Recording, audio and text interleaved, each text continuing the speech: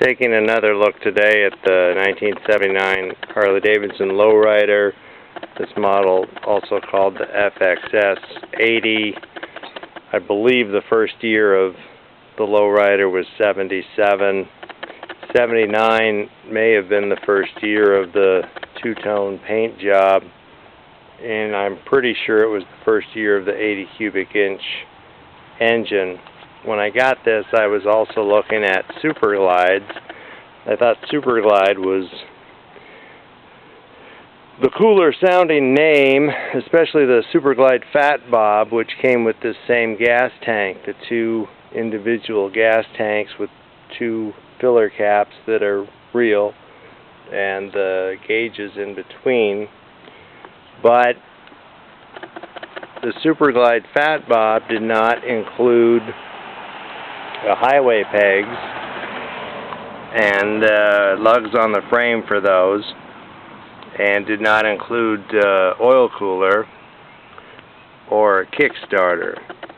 And the Lowrider, if I understood correctly, had longer forks. Also had the fork legs and the rocker boxes and the timer cover and the Kickstarter housing and the primary cover on the other side, all in that kind of silver gray paint instead of a polished aluminum. And then the heads and barrels and engine cases, of course, were wrinkle black painted. And the Lowrider came with a different seat, although this now is a wide glide seat. I added that pretty recently. And on that note,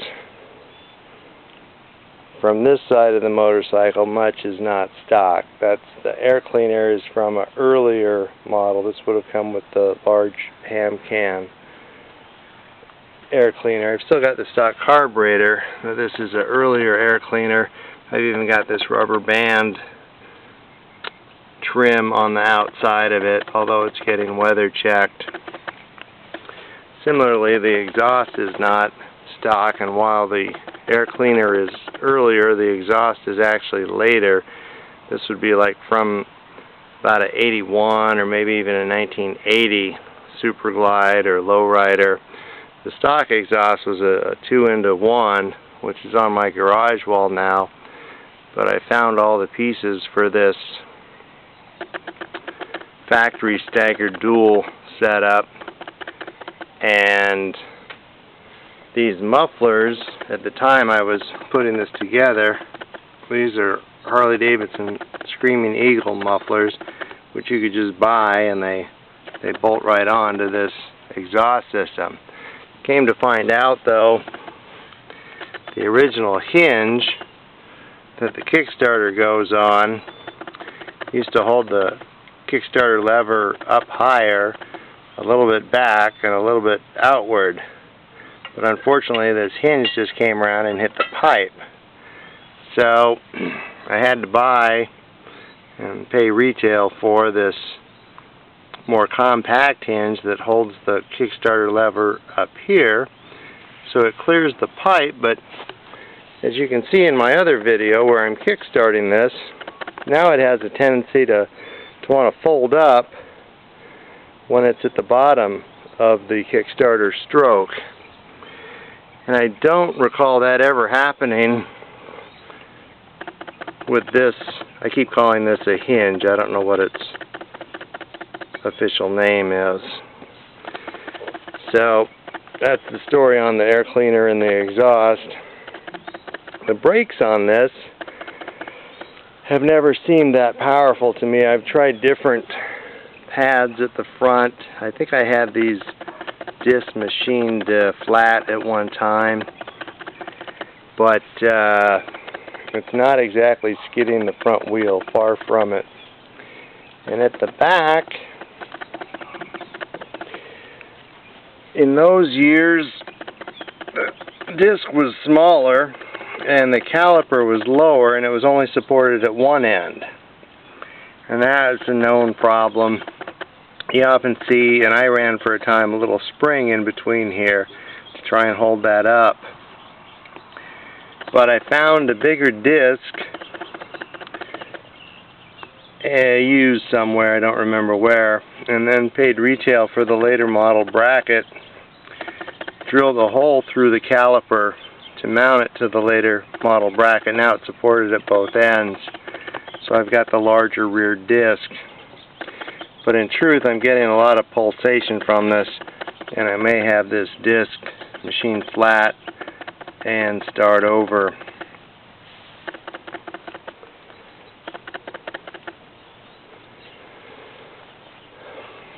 Another feature that the Lowrider had is this one-piece sissy bar, and I call it one piece because the side plates and the loop are all welded together.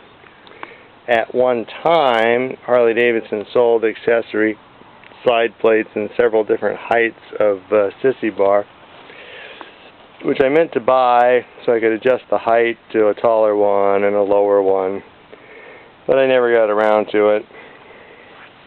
I also, it comes with this emblem on the back. Often thought of putting one on the front here. I saw one on eBay recently. It was very pricey.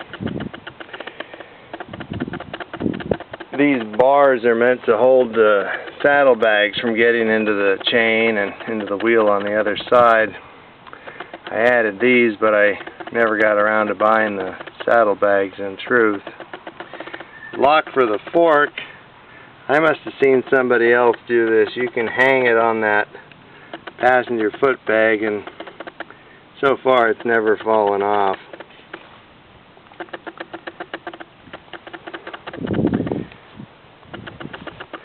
So with the Fat Bob gas tank, the horn winds up here, where with the standard Super Glide gas tank the horn would be here, and the key would be here also. So with the Fat Bob gas tank, they move the horn up to here and they move the key way back to there. And I believe when I got it, the previous owner had snipped a little jumper wire that connected the ignition to the headlight, restoring a 3-position switch, off, on, and headlight. And then later when I had the chance, I removed that jumper wire altogether. Something else I never got around to buying from Harley Davidson. They used to sell a piece of rubber to fill in this gap, and it was on my mind, but I never pulled the trigger on that. I did buy this accessory clamp to add the Harley Davidson name one more time. Now I kind of like the stock one better. Maybe I'll take this off. And of course the Lowrider came with the drag bars and these flat black painted dual mirrors, which you can kind of see there. The oil cooler, it's a V-shaped bracket that it's attached to, that attaches to a single bolt. One time I got the bright idea to just mount this single bolt to the frame so the whole thing was lower. I'm lucky the fender didn't come up and hit it. I think the longer forks might have saved me there, but I've certainly heard of people, you know, adding accessories to this area and then the fork comes up and gets smashed. So I suppose I dodged the bullet there.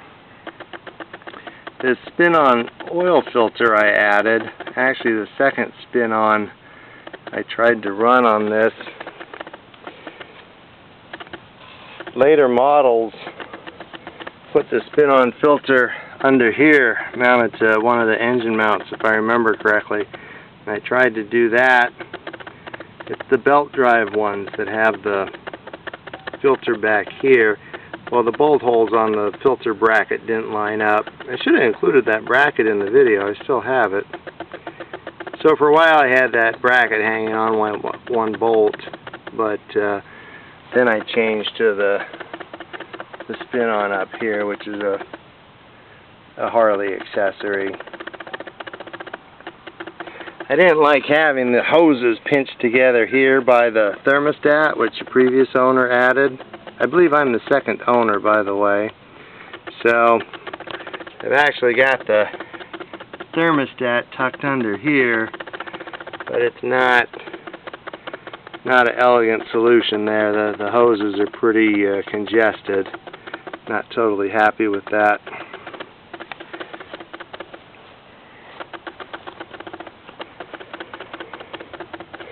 So I believe when I bought it from the first owner it had about 6,000 miles. Now it has 22,000 and some.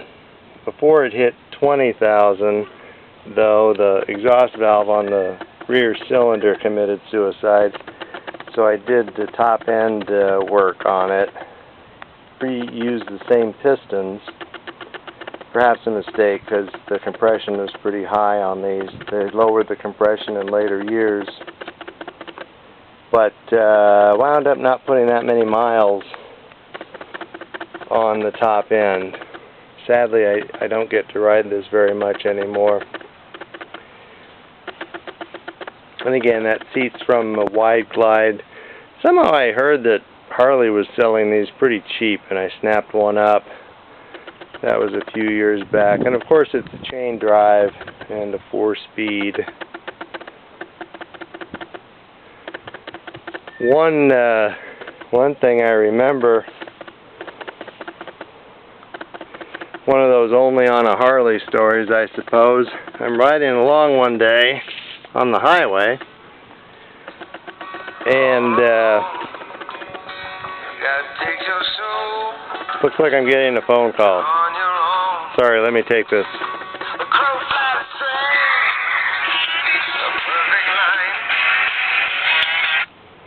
Hello? Yeah. Yeah, I can do that. I'll be there. I'm actually making a video right now, so I've got to go. Thanks for calling, though. Thanks. Bye. Sorry about that. I was saying, so I'm riding along one day on the freeway, and a car to my left probably honked his horn. Somehow he got my attention, and the passenger has his window rolled down. He's holding this license plate frame out the window. So with my left hand I took it and I put it in my jacket, and now I have this license plate frame. It's solid brass. It says officially licensed product at the top. I'm not sure that's true. So I was kind of leery of putting it on because it weighs so much. Like it might break the license plate bracket. But maybe I should polish it up and give it a try one of these days. Speaking of giving it a try, failed to mention when I was talking about the Kickstarter, I did get on eBay recently the solid lever that's got like the pedal, but it doesn't have enough offset to clear the pipe here. Maybe some viewer can advise me as to how many different offsets of non-pivoting levers are out there. Because the one I got recently, it's solid here. It doesn't hinge here. It's got the pedal that hinges and spins, but it doesn't come close to clearing the exhaust pipe. So at this point, I'm sure there's some things I've forgotten, but I will start it up and ride into the sunset here. Thanks, and be sure and watch my other videos.